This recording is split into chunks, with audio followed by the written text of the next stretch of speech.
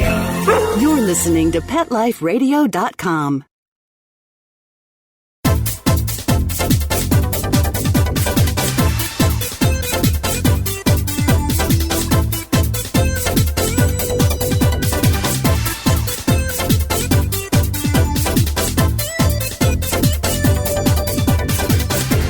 Hello, this is Deborah Wolf, your host of Animal Party on Pet Life Radio, and it's a snow party today.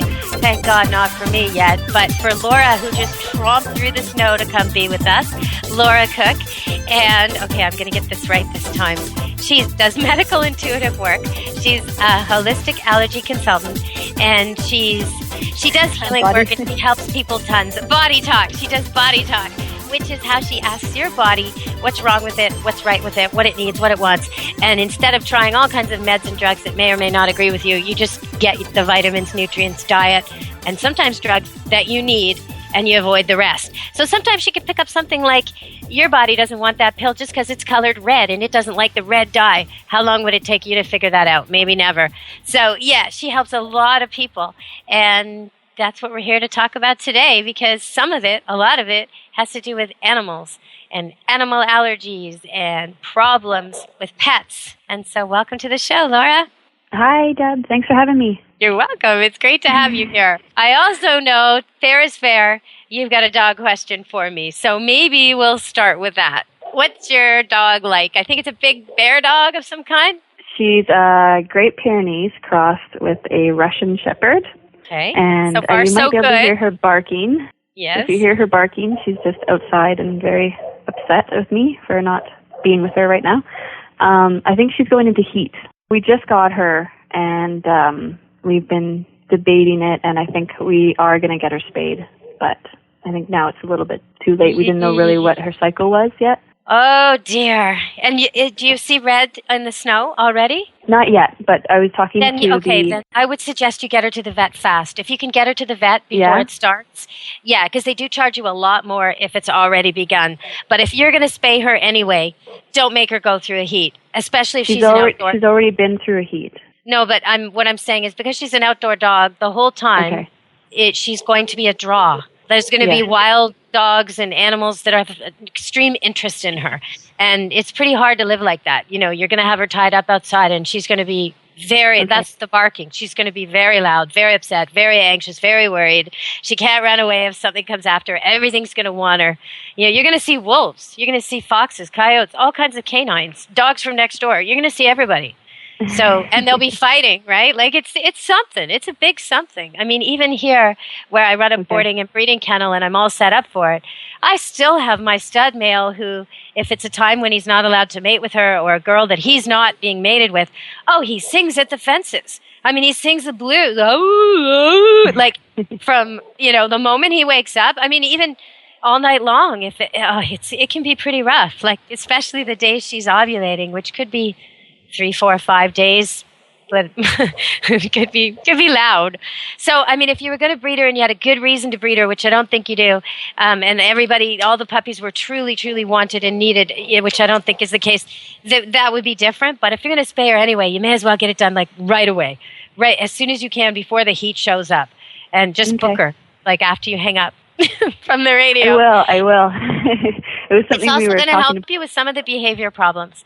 With boys, unneutered boys wander. That's part of their MO. Almost, I think it's over 90% of dog bites in America to children happen from unneutered boys. It's really off the scale overrepresented. So the intact male has a lot going on. The intact female, it's not quite as bad, except for when she's at these times of the year. When she's in heat or coming into a heat, her desire to roam and find good partners is extreme. So the past few weeks, when you've been trying to teach her to come when called and stay near to home, if she wanted a litter, she's been out looking for the right stud. So you've been competing with a lot. Yeah, well, we haven't let her wander. Like she when she runs away, I'm right on her heels, and my legs are burning, my throat is, my chest is burning because she runs so fast and far. But I do not let her get, out on her own. And we have had one instance where she's ran across and picked up a chicken, but she's never hurt the chicken. Chicken got away, and that was it. The owners were right there, and So well, and they deterred her and they scared her, and that was a good resolution. Last time we talked, I suggested you put her on a long leash and do some cum drills where you call her and pull her in and tell her how good she is. And I also suggested that, from now on, everything she likes, like meal times, cuddles, greetings, walks, everything she likes, you say come first. So before, she was just getting fed whenever she felt like it. Nobody was calling her, and getting treats, no one was calling her. And so now, is that helping? Have you been doing that, I hope? Yeah, we are. And we're depending a lot on getting her spayed, and that's going to really shift her interest in sticking around and being a part of the family. But it's also because she wasn't bonded, I think, when we first got her. It takes time, especially with an older rescue dog. It's not immediate. I mean, sometimes people make this mistake with Labs or Goldens because the dog's super affectionate with them right away. But it's super affectionate with everybody right away. It's going to run off to the next person who happens to be there in the moment while they're inside doing dishes. It takes time. People think the connection with animals is unconditional. And I think that's just garbage. It's not unconditional. If you look at any family, the person who gives the most to the animals is the one the animals listen to best. It's totally conditional.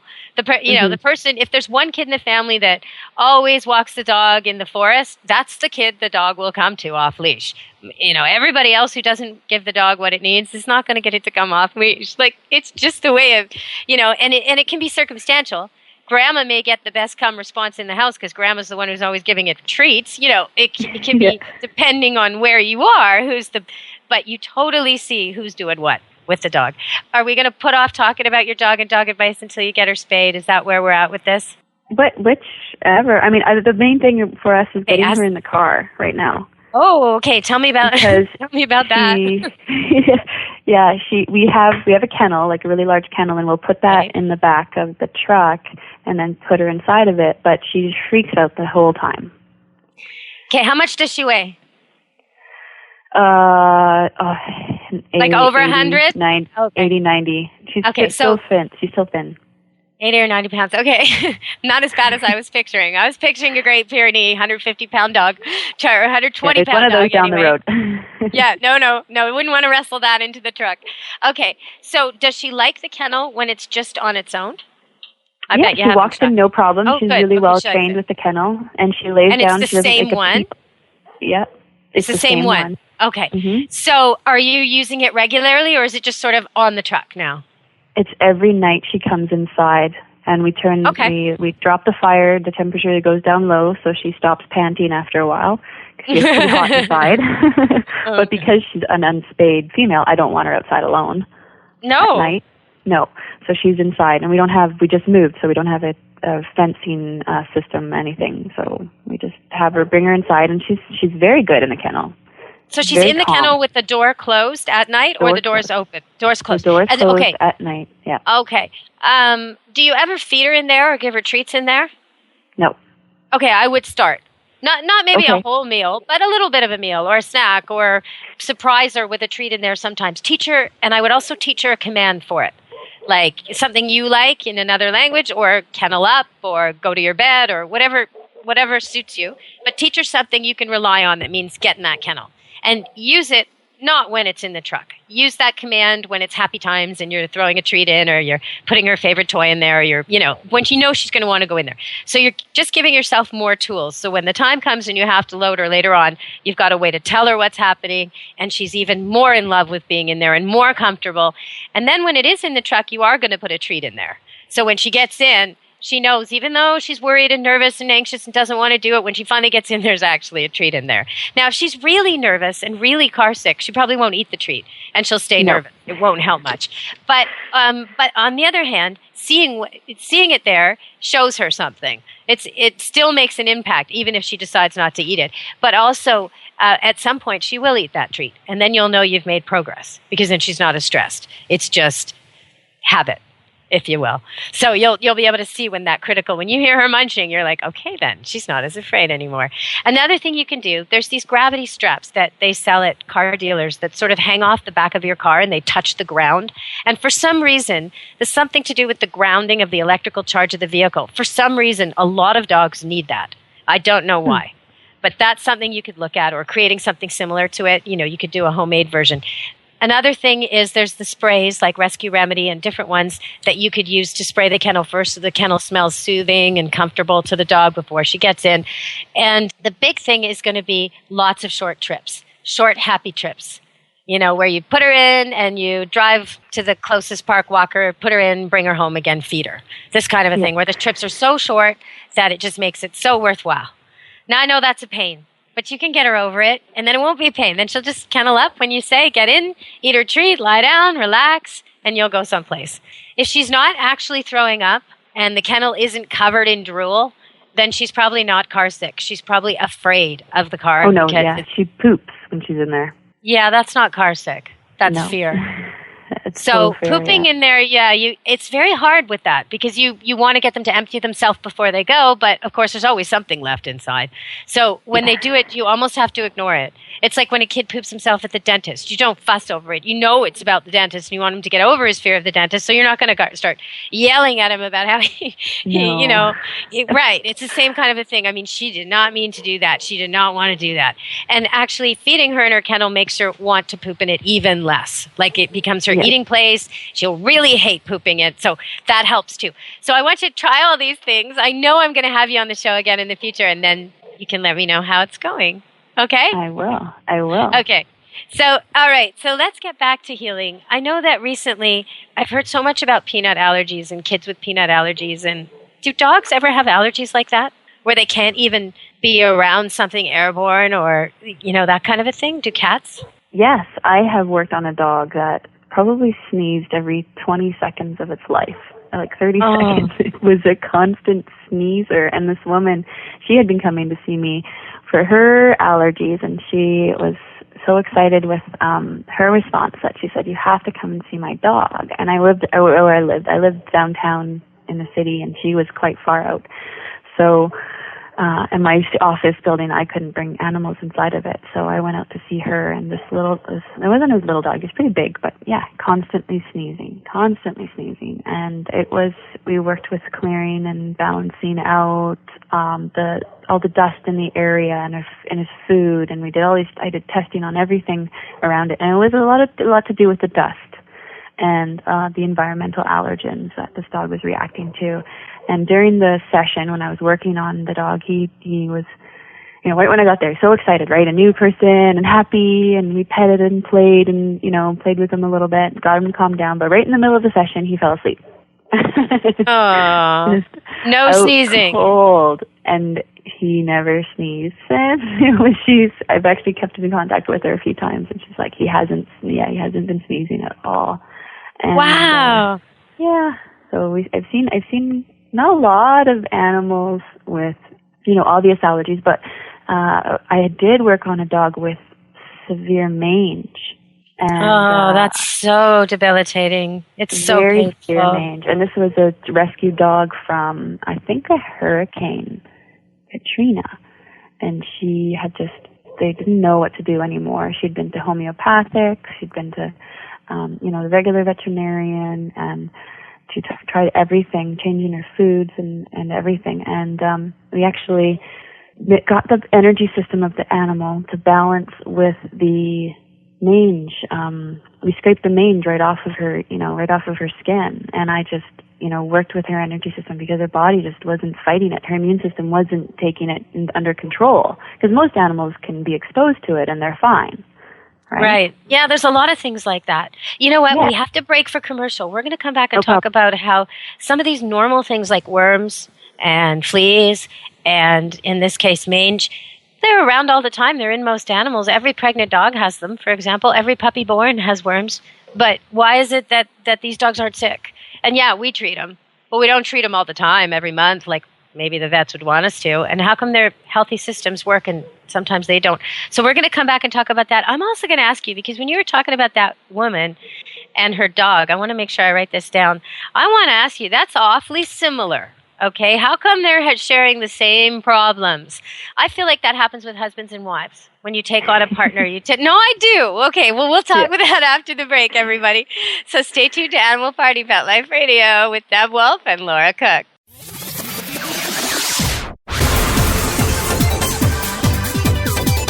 Don't go anywhere, because the best is yet to come. Stick around.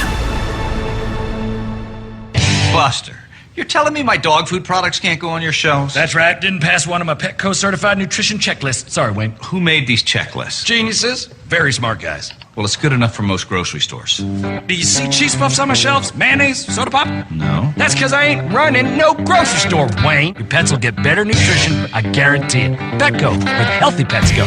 Go to PetLifeRadio.com/Petco and get $6 off your order of $60 or more and up to 40% off hundreds of items at Petco.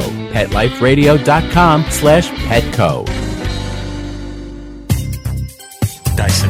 The new Dyson Animal Vacs are powerful bagless upright vacuums for homes with pets. Air muscle and radio root cyclone technology generates the strongest suction power to powerfully remove dust, dirt, and pet hair from the home or car. To order your Dyson Animal Vac, go to PetLifeRadio.com/Dyson. PetLifeRadio.com/Dyson to order your Dyson Animal Vac today. Dyson. Music to your ears. This year, Americans are expected to spend a jaw-dropping $36 billion on their pets. From lighted leashes to high-end spa products, the discriminating pet owner can find just about anything to pamper his or her pet. Hi, this is Michelle Fern. Join me every week for Best Bets for Pets, where we'll talk about the latest pet products and talk to the companies that make them. Best Bets for Pets, every week, only on PetLifeRadio.com.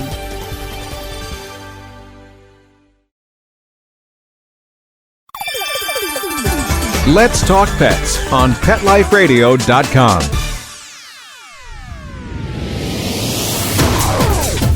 You're inside the VIP room with the hottest party in town. Back to the party. Let's go. Hello! We're back with Animal Party Pet Life Radio, and we're going to do a little husband bashing here. If you marry a guy who's really sick and has a terrible lifestyle and diet, you're going to take some of that on. I mean, even just in basic ways. If the guy hurts himself so much so often that he can never lift things, and you have to lift everything, well, eventually your back will fatigue. Or if he's doing some of the shopping and buying all kinds of garbage, eventually you're going to start eating some of it. And, you know, I think lifestyle is contagious, but is it contagious with your pet? I mean, I see it. I fostered a cat out to some people who are both on the heavy side. And now the cat, they were laughing, telling me is 18 pounds, ha, ha, ha, but she's happy. And I said, please don't do this to her. She'll have a shorter life. She'll have pain all her life. Why are you making her 18 pounds? You're totally in charge of her food. Clearly, in that case, their health issues are now this cat's health issues. These are two very large ladies with a very large cat, and they don't see a problem. And so what about this woman with the allergies and the dog with the allergies? Is there a big connection? Yeah, when we connect, I've seen animals take on the symptoms of their owners, absorbing those symptoms. I had a cat that had the girl that it was bonding to. She had all these throat issues, and her throat issues disappeared. And then her cat developed cancer in all the lymph and on her neck, and that I identified that energetically and shamanically as the animal was absorbing it from someone in the household. And when they told me that story about the girl, you know, they told me after I identified, okay, this cat is absorbing it from someone else. And she said, oh, the daughter who our cat is bonded to had these throat problems. They disappeared. The animals are going to bond, and they're going to absorb energies that aren't healthy for you because they love you so much, and they're going to take those on. And it's just a part of their nature. The connection with animals sharing symptoms is sort of like mirroring and picking up habits from one another, or a genetic, I don't know if you've heard of epigenetics, which is the idea that the control of the genes is not actually inside the genes in the DNA, it's outside of our genes, it's in our environment. So if you have these belief systems and you say, okay, everybody in my family has all these illnesses, and then that's your body, you're imprinting that in your genes to shift them. And that's a new science that's been around for the last 20 years and is really coming out now and being recognized as a true science called epigenetics. So this is what is happening when you see the animals taking on traits and overweight cat with overweight owner. And they're just going to connect and develop those habits, and they're going to change their genes to their environment. And I have seen the opposite too. Like, I remember this one woman, her name was Isabel, and she was quite a bit older than me at the time, still is, I guess, but was so beautiful, and her body was just slamming, she was just thin and fit, and her clothes were tight. And she had this dog that had like lumps all over it from being obese. It had these little stubby legs and this huge rotund body, and it would just sort of waddle around. And I said to her, look, obviously you take care of yourself. How can you do this to your dog? And she said, every time I want a snack, I just give the animals. She had 11 cats and 1 dog. Every time I want a snack, I just give a treat to the pets. And that was her way of, balancing her weight. Thank God she didn't have little kids at home. But it's just, so some people do it the other way. That dog, by the way, didn't know it was a dog. It had so many cat traits. It grew up with 11 cats, and it would like rub along the furniture like a cat, and it would stretch like a cat, and it would rub the front of its face where the cat's happy pheromones are against you. And it was just like, you're not a cat. Look, Kaylee, you're not a cat. You're a dog. Come on, give us a bark. No. Meow. Anyway, so,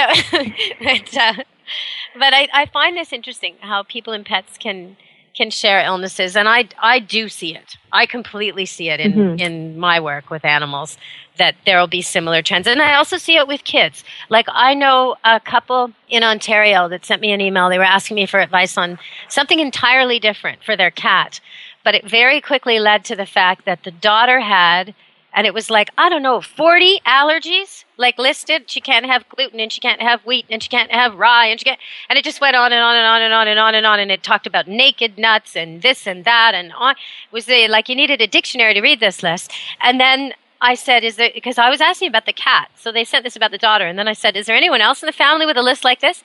Then they sent their list, the 2 parents. And I'm like, okay, there's got to be something toxic in your apartment. I mean, come on. Or life, or so you got some bacteria you've passed to your whole family. I don't know what's going on here, but there's no way the cat and 2 adults and a child should have this much they can't eat. This is crazy. And well, we're genetically related. Not the cat. The cat's not genetically related. And one of the parents isn't genetically related. So there is one mom and daughter connection, but there's another adult and a cat, So what would you say to these people? What's going on with that? Why are they all suffering like this the same kind of way? Well, you look at the digestive system, and that's 80% of your immune system, right in your digestive system. So if it's not healthy, then your immune system is going to be failing, and you're going to be reacting to a lot of stuff, right? So, like if it's that, then get on probiotics and get on colonizing probiotics, because you want the bacteria to protect your digestive system so it can rebuild. And that will shift your immune system and your skin allergies and your food allergies pretty quickly. I mean, not just yogurt probiotics. Yogurt is carrying transient probiotics. So those probiotics, you eat them, they go in, they help your food digest, they hang out for a little while, and then they leave. They're not colonizing your digestive system. So that's the difference there. I get a lot of people saying, okay, well, I eat probiotic yogurt. I'm like, no, you need to take support. And the reason why with probiotics, I get into this a little bit, and because it's great for animals too. If you have animals with allergies, give them probiotics. They have canine probiotics. I use a brand called Garden of Life simply because it's nice and sort of good for the animals. It's really well-rounded probiotic regime. But the reason is that our food is filled with antibiotics. If you look at the food that they're getting, even if you're getting raw food, if it's not free-range, organic, unmedicated, those farm animals have probably been given antibiotics. The dairy you're eating is filled probably with antibiotics, because if you think of dairy, well, it's coming out of the mammaries, right, and the lymph. The lymph is helping to remove toxins out of the body. So whatever vaccines or antibiotics that the cows have been given, or the goats, or whatever kind of milk you're drinking, is coming out in the dairy and going into the cheese. So if you're looking at dog food, what's in that? What are those? What are the meats being processed? Is probably not the best quality in a lot of the foods, dog foods, and what kind of antibiotics are there?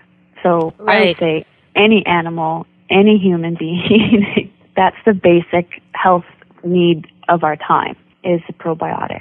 We're going to go to another commercial, and when we come back, I'm going to tell you why maybe you're going to change your mind about food scraps and your dog and your cat. Okay, everybody, stay tuned to Animal Party on Pet Life Radio with Deb Wolf and Laura Cook. Don't leave this party before it's over, because the best is yet to come. Only losers leave the party early anyway. Party on. Back in a few. Every pet is unique. Maybe they're gray in the muzzle, yet young at heart. Maybe they're growing out of the puppy stage and into their paws and ears. Or maybe they're just trying to maintain a more girlish figure. At PetSmart, we have the right food for your pet at a great value for you. PetSmart. Be better together. Go to PetLifeRadio.com/PetSmart and save up to 30% on toys, collars, leashes, PetSmart gift cards, treats, and more. Go to PetLifeRadio.com/PetSmart today. Love your pets but wish their medications were a lot less expensive? They are at 1-800-PET-MEDS. You'll not only save on flea and heartworm medications, but on prescriptions for arthritis, incontinence, thyroid, and more. And you get fast service, free shipping, and a 100% satisfaction guarantee. Plus, our licensed pharmacists ensure accuracy, monitor drug interaction, and more. See why over 5 million people have trusted their pet's health to 1-800-PET-MEDS, America's largest pet pharmacy. Call now or order online. Go to petmeds.com/party, PARTY, to get 10% off any order and free shipping on orders of $39 or more. Stop what you're doing and start horsing around. Every week on Pet Life Radio, horse expert and award-winning rider Audrey Pavia will be trotting out great tips on feeding, breeding, and more on everything equestrian. So set a spell and say hey to Audrey and get ready for a darn tootin' galloping good time. Every week on Horsing Around, on demand, only on PetLifeRadio.com.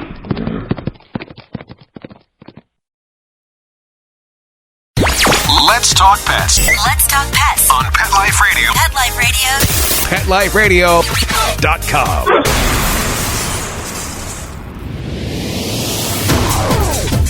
You're inside the VIP room. With the hottest party in town. Back to the party. Let's go. Hello! We're back with Animal Party on Pet Life Radio. And as Laura was talking about the yogurt and the treated antibiotic-fed, traumatized, she didn't say this, but traumatized, stressed out sources of meat that sometimes end up in our animals' food bowl. As she was talking about that, I was thinking about the fact that there's many people out there, many families out there who do make conscious choices to buy for themselves and their children naturally raised meats and organic meats and good vegetables, and they make the point of washing things really well and getting things really fresh and going with raw foods. Okay. And they're getting yogurt with probiotics in it. Yeah, these are the people. They're putting flaxseed in their food. They're doing all kinds of stuff. Those people are also throwing all that out when they think it's past its stale-by date or maybe just not as fresh as it could be. And they shouldn't. If the thing isn't overly processed, overly salted, and overly chemical treated, and it's natural and healthy and it's meat, it can go to cats. If it's fish or meat and fish skin or meat parts that you don't want to eat, it can go to cats. And if it's most other things, it can go to dogs, as long as it's a pretty pure thing. Like brown rice you don't want to eat. Leftover stew meat you're not interested in. Chicken you don't want to eat. These are the kinds of things. Cottage cheese you don't want to eat. Yogurt with probiotics you don't want to eat because it's maybe too stale. These are the kinds of things that are turn over the dog food package in a much yuckier form, a much staler, more processed form. That's what's in your dog food. So why not feed it fresh from your fridge? Yams are great. Dogs adore them, and they're cleansing. So think about that. Think about cooking up some yams for your dog every once in a while. Think about adding some hard-boiled eggs that are nice eggs, fresh eggs to your dog's food instead of the sort of dried, processed, kibbled version of the same thing that came from some mass farm somewhere. Or if you're the kind of person who won't eat the skin of your fish, let your cat eat it. Let your dog eat it. Don't throw it in the garbage. If you're going to drain out your salmon tin from that lovely oil, which you should be eating, but if you're going to drain it out, then, give it to somebody else, one of your furry family members who's dying for it. Okay, so Laura, what would you add to all this? Because you're the nutritionist, not me. I'm just the animal guru over here at Camp Good Dog. Yeah, it's a lot to do. You were mentioning the processedness of it. Well, the processing of our food changes the structure of it, and so our bodies have a harder time digesting. Not only they're adding, sulfates and benzoates and all kinds of food additives that our body is just, does not like anyways, and we have difficulties processing. And with all these sulfurs and sulfites, people are, why do we react to that? Well, we need sulfur for detoxification, but then we are introducing all these sort of processed sulfurs that have been changed and manipulated, and it's not the natural sulfur that our body needs. So that's going to disrupt our detoxification process, and then the body's not able to get rid of stuff properly, right? The big thing with there's also preservatives. That's the thing that the dogs and cats sometimes... the food additives, the preservatives, Okay. That's the thing that bothers me about the foods the most. At least I know that there's meat and veg and cottage cheese and this and that in there. But you never really know what that big, long chemical name means and what exactly that did to the food to keep it so it can sit on the floor for 6 weeks open. What is that, Yeah, and like benzoates are banned in Europe. And we have them in everything here. And I've seen people with severe allergies to benzoates. And benzoates are in your Coca-Cola, they're in your food, your hand wash, your hair shampoo. Is it a thickener or a thinner? What is it? Benzoates are, I think they give like a vanilla flavor. And it's also sort of works as a preservative. And it gives a vanilla scent. It's very strong. And it is derived naturally, but it's been processed to a form that our bodies don't like a whole lot. Most of us can process it fine, but I have seen people who, they put the shampoo on their head and their hair falls out. They have hives when they drink Coca-Cola. They just react horribly to these benzoates. And in my research, I've seen that most of Europe bans the benzoates, but we have it here. And I'm sure if you look in their list of ingredients on some of the cheaper brands of dog foods, you're going to see a lot of these food additives and preservatives. But if you think of it as preserving food, you don't want to preserve your insides. And it's something else for your digestive system to deal with and your liver to deal with. And our livers are so overly stressed just from our environments anyways that limiting the amount of these toxins is the best thing to do. I mean, Red Bull, like those energy drinks are so full of them that, I see kids drinking them. I'm like, please don't do that. Like they are just so many toxins in your body to deal with all those preservatives. What I have a hard time with is the Starbucks, because when I'm at Starbucks, I try not to be judgmental. I'm just there to get my non-fat, no-whip mocha. And, I know other people would roll their eyes at that particular order, that it's that specialized. I don't like whipped cream, thank you very much, and I don't really want whole milk, and I like chocolate, so sue me. But anyway, when I'm in the lineup with other people and I hear their order, I can guess their order by their size. I can look at someone and go, "Oh, you're a double macchiato girl for sure.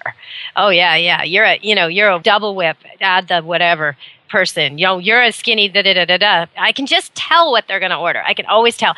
But what upsets me in the lineup is the teenagers, because often they're as young as 11, 12, 13, 14, and they're ordering big drinks, venti drinks with double shots, triple shots of espresso, and a ton. Usually it's the frappuccino drinks they're going for, that sort of a thing, or the pumpkin latte thing. So it's tons of sugar, tons of flavor, and I just worry about them. That goes right back to our immune system. So I'm talking about our digestive system, and that when we were sort of we're talking about animals first, but we get into the immune system, we get into how it affects us.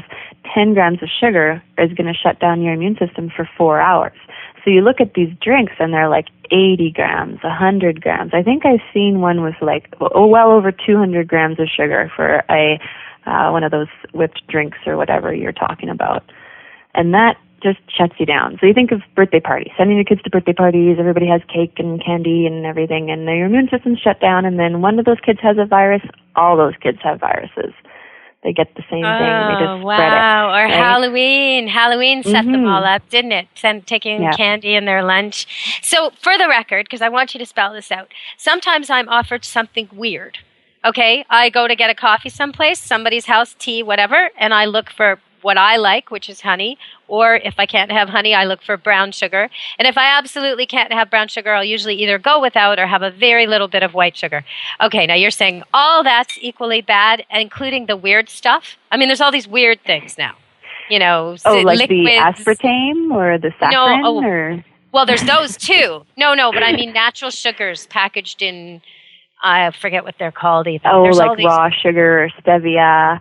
Stevia, there's one that I've been offered, as if I'm being offered echinacea. You know, people offer to you like they're offering you, really, like they're offering, oat bran or well, the thing with stevia, all those ones, they're altered still, right, to get them into that packaged form. They're still processed. They're still altered. So the good old honey, go for the good old honey.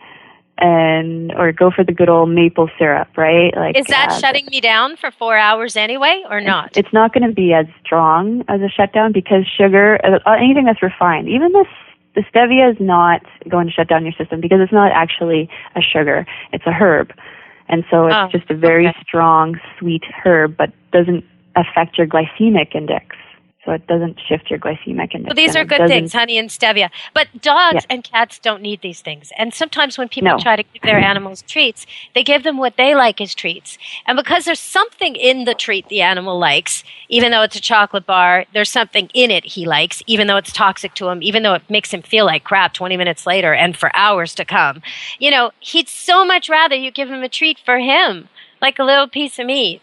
Or even a Cheerio would be better, And I found for the cat, dried salmon, which is awesome. Oh, yeah. The dogs love that. Yeah. And so do cats, actually. Dried salmon skins, cats will eat that too. So then you have a treat that they both like. But I mean, we got to think of them. I mean, you're right. He looks like he wants it. He wags his tail and he begs when I'm eating them because every time I eat them, I give him one. But that doesn't mean he wouldn't prefer a piece of jerky. Really, he's a dog, he's a canine, he's never supposed to have chocolate. So I think people have to really think about what they feed their pets when they feed them treats and special things. Exactly. And the wheat is another one, the refined wheat.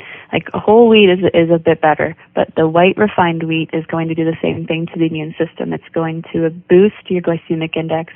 This is a lot of diabetics don't know. It boosts your glycemic index equally as bad as sugar. And white flour is sugar to a diabetic, really, isn't it? Yes. I know, that's hard to get your head around. And those aspartames and those fake sugars, those chemical fake sugars, those are, sure, they're not sugar, but they affect your glycemic index more than regular sugar. Just a little thing in there. Anyways, I was talking about the digestive system with the sugars, and it also, the sugars affect the flora, your bacterial balance in there. When we went back into saying, okay, take your probiotics, people get addicted to the sugars, which is all the time. I see it all the time. People are fully addicted to the sugars.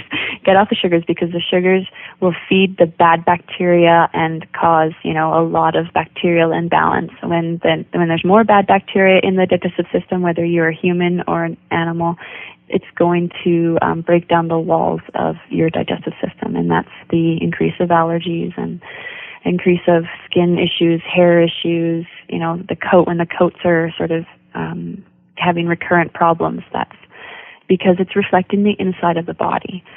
You know what? Xylitol is an artificial sweetener we use that I know you're saying you should really steer clear of all the artificial sweeteners, but it's in a lot of the candies, and that's one that's actually extremely toxic to pets. So they should never have that. So people really have to think about, if it's crap for you, don't give it to your animal.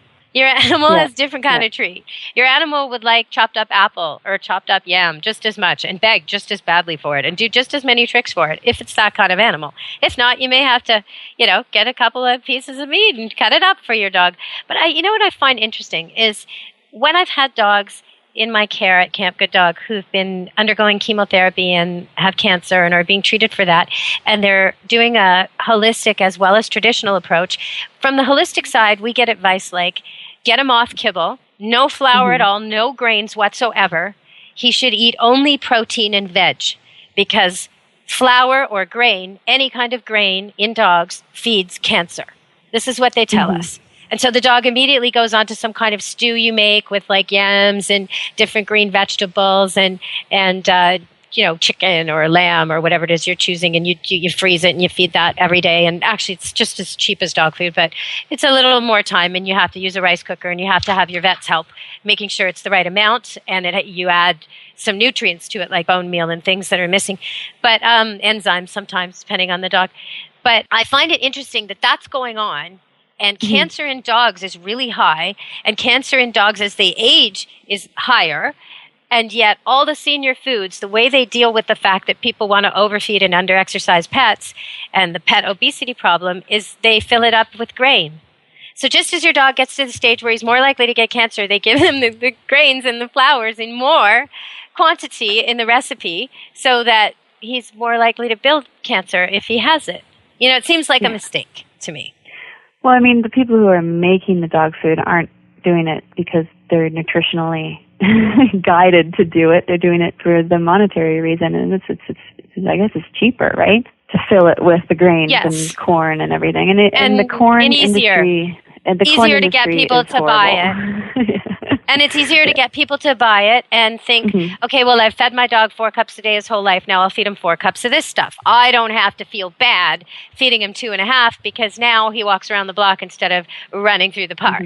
And really, he's not hungry, guys. He's okay on 2.5 if he's 10 years old and he only goes for a walk around the block. He doesn't need 4 cups anymore of crap. Just because, he could have the 2.5 cups of the better food that you used to feed him and just to have less of it. You know what I mean? Like the senior food a lot of times is just more grains, same price, more grains. So you got to kind of wonder about that when really a lot of veterinarians, a lot of people around the world are questioning whether dogs should even have grains and how much. And certainly not as a majority of the diet. There was a study, it's some facts that I was researching about corn-fed beef, and they're saying, okay, corn-fed beef, the cows will develop bacterial infections on being a corn-fed diet. But if you look at grass-fed beef, they don't develop the same bacterial infections. They don't have the, E. coli or whatever. They don't develop these other bacterial issues. And they say, okay, well, even a corn-fed cow, his diet is promoting all this bacterial and viral issues in its whole digestive system. When you switch its diet to grass-fed for even the last 6 days before slaughter, the bacterial balance just automatically balances out again. That's interesting because we've all seen our dogs go eat grass to clean their systems out. We've all seen it, and then they throw up. Yeah. And also something about that is if sheep are raised with horses and other animals, you do this because there's something in the sheep's saliva that gets on the grass that gets shared with the other animals that is a natural worm fighter. Isn't that cool? I know. There's so many cool things. So when I want to talk about worms because we went to the break and we said we were going to wrap up with that. And I know we're running out of time pretty soon, but we did tell them we were going to talk about that, worms and mange. And you were talking about how, I'd like you to explain a little bit because you said that a normal animal, a healthy animal, could be exposed to it and have no problem. But this animal from Katrina was having some problems. Yeah, she just had severe mange. She lost all of her hair, and I've actually seen probably about 3 or 4 animals since her with the same kind of condition. And we just worked with samples of the mange all over her body and sending it in energetically into her system and into her energy body, into her cells, so that her body would recognize it and know what to do with it. And she got better, and her hair came back in and grew thick and healthy, and it was an amazing thing. And another dog, sort of the same kind of thing. Issues with mange, issues with food as well. So I would help the owner identify, okay, out of all of these meats, she would only feed the dog raw meat. Out of all of these different meats, kangaroo, goat, she had everything, caribou, elk, and regular beef, and chicken and salmon. Out of all of them, which ones were the best for her dog to have at that point? And some of them the dog couldn't tolerate at all. She wasn't going to tolerate any grains. at all. There was no way. So we narrowed it down to like, this is your diet. And the diet switched and changed over I think it was 3 years that I worked with this dog. But we got it to the point where this little dog wasn't chewing on his feet, chewing his hair out. The mange got under control, and her food diet regime has opened up so that now I think the only thing she's staying away from is chicken right now. But before it was like everything. You can't have any vegetables, only these, it was like only salmon or elk for a while. That was it. Wow, that's restrictive. But that's the good thing about working with you in this kind of work is you may get a list at first of things that you have to avoid, but in the end, you'll be able to have those things, or your animal will. So it's you work on it. You're looking at the immune system, and it's like all the immune system is just trying to do is protect you, but it's reacting to everything. So if you can figure out what it's reacting to and take those out of there, then the immune system be able to calm down and start to focus and heal the damaged areas inside.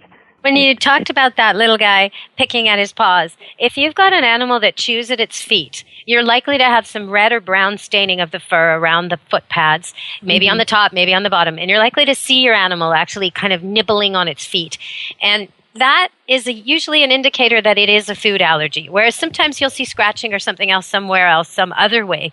It might be an environmental allergy, like your neighbor spraying pesticides, or the grass was mowed today, or something like that. But if your animal's actually picking at the pads of its feet, that's where animals sweat, dogs particularly. And so when you see your dog doing that, then you pretty much know it's something in its diet. So that's kind of a tip-off for everybody out there. And if you don't see your dog doing that, but your dog gets staining there, the same kind of color it goes around the mouth, that's saliva staining. It shouldn't have saliva staining on its feet. So there's a tip-off. Okay. Yeah, I didn't know that. That's great. Okay, everybody. Well, we've run out of time, so I want to just leave you with the fact that thewayoflaura.com, or now, even cooler, TWOL.com is how you get a hold of Laura. If you want to have a treatment, or you've got an itchy, scratchy, sneezy dog or cat that needs a treatment, maybe you've got a kid who can't get near peanuts, or, well, what else would you suggest, Laura? Who should be calling you?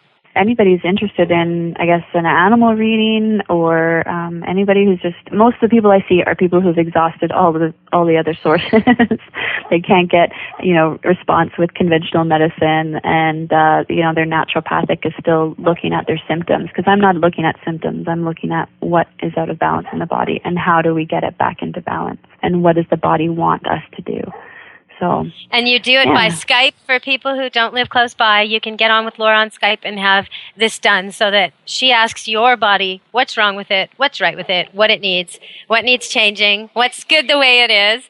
So you may end up actually chucking out some of your vitamins. You may end up throwing out some of your medicine. You may not need it anymore. It may end up saving you a whack of money, because it did me on antihistamines for my cat allergy, which mostly I no longer have. So love from Lion, Laura, and I hope to talk to you next time. Yeah, it'll be great. Anytime. Let me know about that dog of yours. Let me know how it works getting her in the car and getting her spayed. We will. We do not want any coyote cross, wolf cross puppies landing on your doorstep. No. Be careful. It can happen. They'd be cute, but not so tame. Okay, everybody. Until next time, from Animal Party Pet Life Radio, your host, Deborah Wolf, and today's guest, Laura Cook. Be good to your animals. Let's Talk Pets. Every week on demand. Only on PetLifeRadio.com.